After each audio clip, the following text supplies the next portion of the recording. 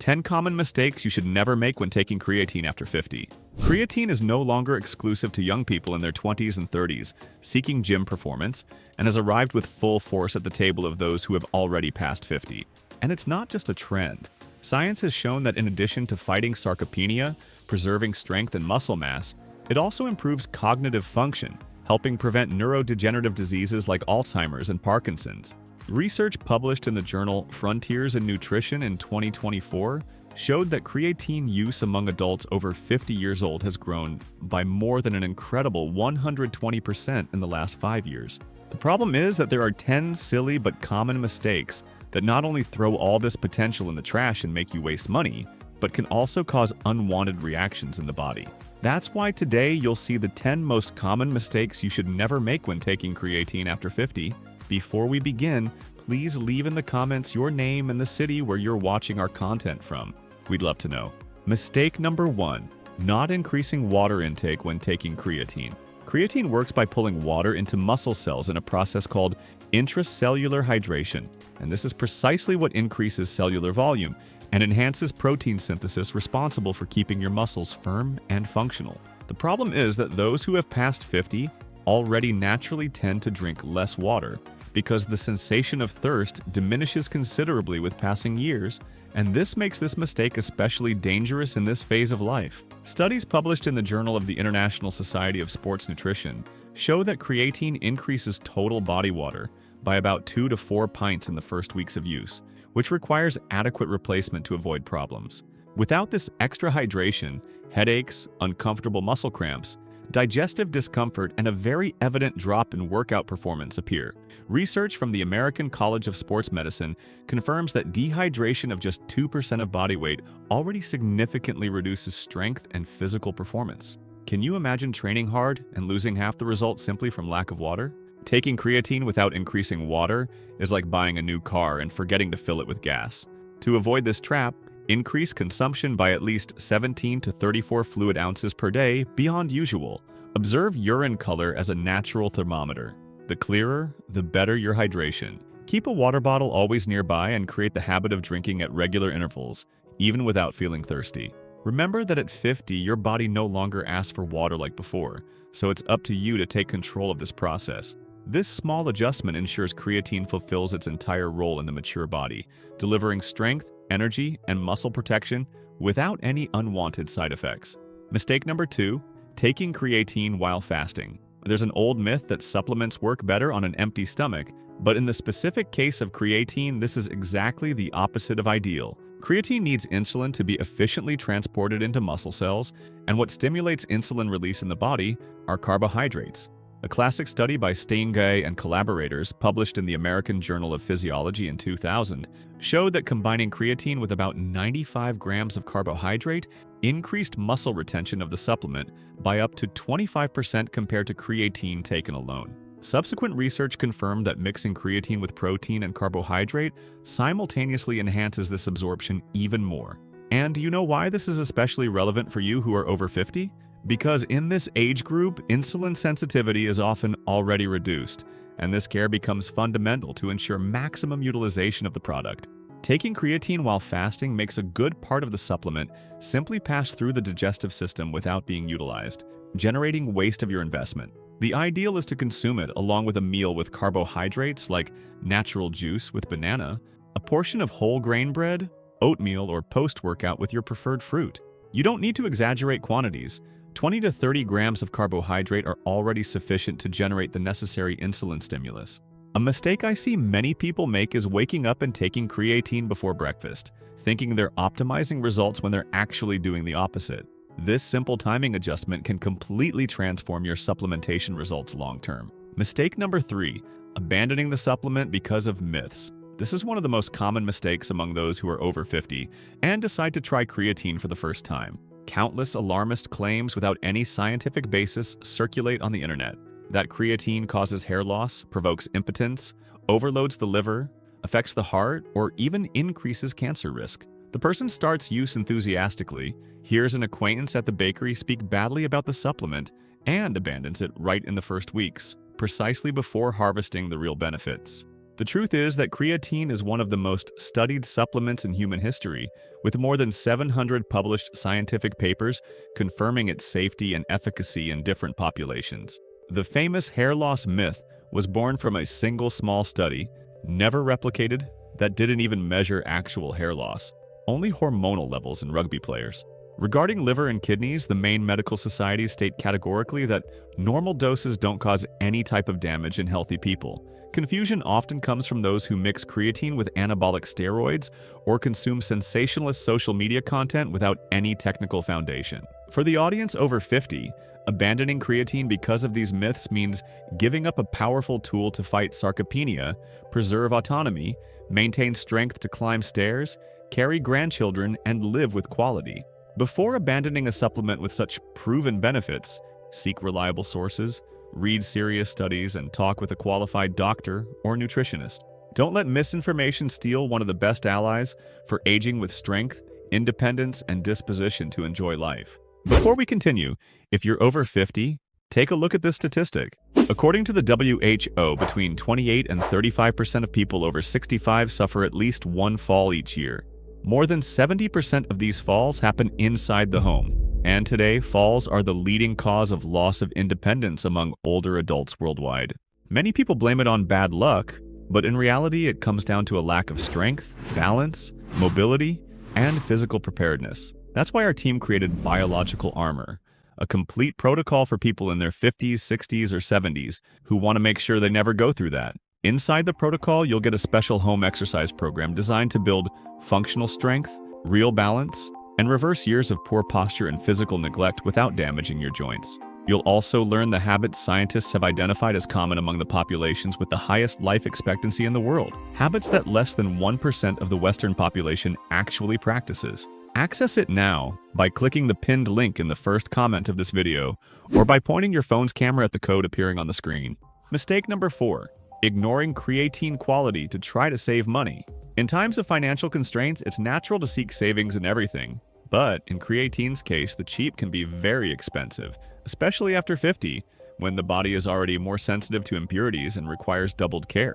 The market is full of products with questionable quality, incorrect dosages, or even contaminated with substances harmful to health. Low-quality creatines frequently contain impurities like creatinine, diisoniamide, and other byproducts from inadequate manufacturing, which drastically reduce product efficacy and can cause stomach pain, serious gastrointestinal problems, and even compromise kidney function long-term. For those in a life phase where kidney and liver health deserve doubled attention, consuming a contaminated product represents a totally unnecessary risk. These bad products also usually have terrible solubility, leaving that thick residue at the bottom of the glass that's never utilized by the body. You think you're saving a few dollars, but you're actually throwing money away and still putting your health at risk. What many people don't know is that certified products undergo rigorous purity tests, ensuring each gram delivered is really active creatine. Look for recognized market brands with quality seals, purity certifications like CreaPure, and good reputation among sports nutrition professionals. Verify that the label clearly shows the creatine form used, and whenever possible, consult your nutritionist about trustworthy brands. Investing a few more dollars per month ensures you're really consuming pure creatine and getting true return for money invested in your health. Mistake number 5, adding creatine to very thick shakes. This mistake is extremely common and may be completely sabotaging your results without you even realizing it. When you mix creatine in very thick protein shakes, thick smoothies with whole fruits, or creamy drinks, a good part of the powder simply doesn't dissolve properly in the liquid. It ends up settling at the bottom of the glass, sticking to blender walls, or getting trapped between fruit pieces you don't consume completely.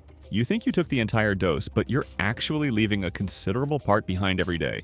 Additionally, in very acidic environments or with very low pH, like pure citrus juices, the creatine molecule begins to slowly degrade into creatinine, a byproduct totally useless for strength and lean mass gains. For the audience over 50 who needs to utilize every gram of supplement because of the lower metabolic efficiency that comes with age, this waste is especially harmful to final results. The correct way to proceed is to dissolve creatine first in a little warm water, stirring well with a spoon until all residue disappears, and only then, if you want, add to your shake or smoothie. Natural grape juice or red fruit juices are also excellent options for providing carbohydrates that help absorption while masking any residual powder taste. Always check the bottom of the glass after drinking to ensure nothing was left behind.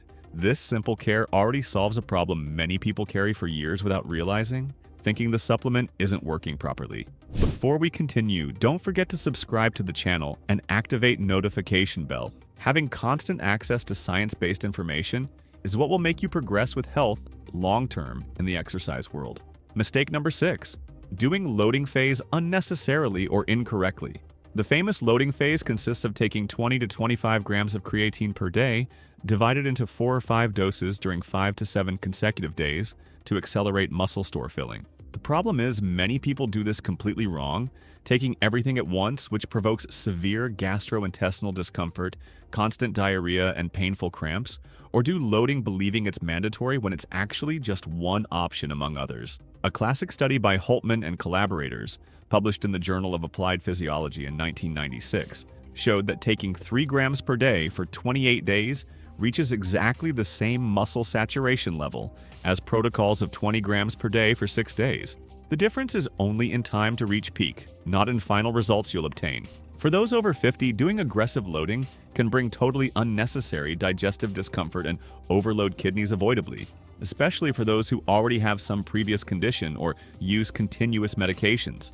The safest and smartest path is to start with 3 to 5 grams per day and have patience.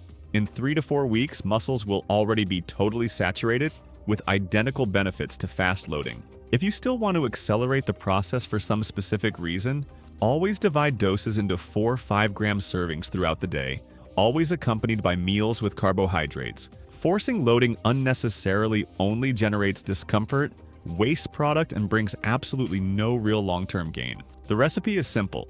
Patience and consistency always beat haste. Mistake number 7. Combining creatine with excess caffeine. Despite caffeine and creatine being 2 of the most used supplements worldwide, combining them in excess can compromise part of creatine's benefits, especially in older adults who already have slightly slower metabolism. A frequently cited study by Vandenberg and collaborators, published in the Journal of Applied Physiology in 1996, showed that caffeine intake in high doses, about 5 milligrams per kilogram of body weight per day, nullified part of creatine's effects on muscular performance during high-intensity efforts. Subsequent research indicates that moderate doses, like 1 or 2 cups of coffee per day, don't cause this damage, but excessive consumption adding coffee, potent pre-workouts, energy drinks, and sodas can rapidly exceed safe limits without you realizing. For those over 50, this care is even more relevant because excess caffeine also affects sleep, blood pressure, and calcium absorption, 3 especially sensitive factors at this age. And you know what this means in practice? You could be taking creatine religiously and still not see any results, simply because you overdid coffee and pre-workout. The practical rule is to keep total caffeine consumption below 300 to 400 milligrams per day, meaning at most 3 to 4 cups of coffee spread throughout the day. Avoid taking creatine and caffeine at exactly the same moment, allowing an interval of at least 1 to 2 hours between them, and prioritize natural drinks like water, mild teas, and natural juices during the rest of the day. This simple balance preserves all creatine benefits without compromising your daily rhythm. Mistake number 8. Choosing the wrong type of creatine. The market offers dozens of different creatine versions, each with miraculous promises on colorful packages: monohydrate, micronized, alkaline, ethyl ester, chelated with magnesium, hydrochloride, among many other exotic forms. Each manufacturer claims their version is superior, absorbs better, or causes fewer side effects, but decades of research consistently point to a single reference standard: creatine monohydrate. It's the most studied form on the planet, with hundreds of research studies confirming its safety and efficacy in all types of populations, from young athletes to sedentary elderly.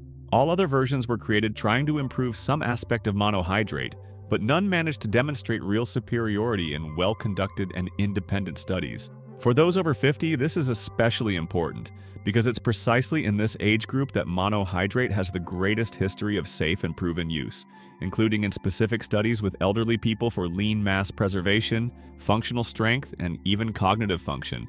Alternative versions usually cost 2 to 3 times more and deliver exactly the same result, or sometimes even inferior results. It's like paying expensive for a brand-name generic medicine when the similar delivers exactly the same thing. If you have difficulty with powder solubility, the micronized version of monohydrate is an excellent choice, as it dissolves much better without losing any properties or efficacy. Don't fall for aggressive advertising promising miracles with exotic formulas and complicated names. Go straight to what really works based on science and save your money to invest in other important health pillars like quality nutrition. Mistake number 9. Not monitoring side effects. Although creatine is one of the safest supplements that exist in the industry, this doesn't mean you can take it without paying attention to signals the body gives, especially after 50 when everything deserves more careful observation. Some people may feel gastrointestinal discomfort, mild nausea, muscle cramps, or rapid weight gain from water retention in the first weeks of use.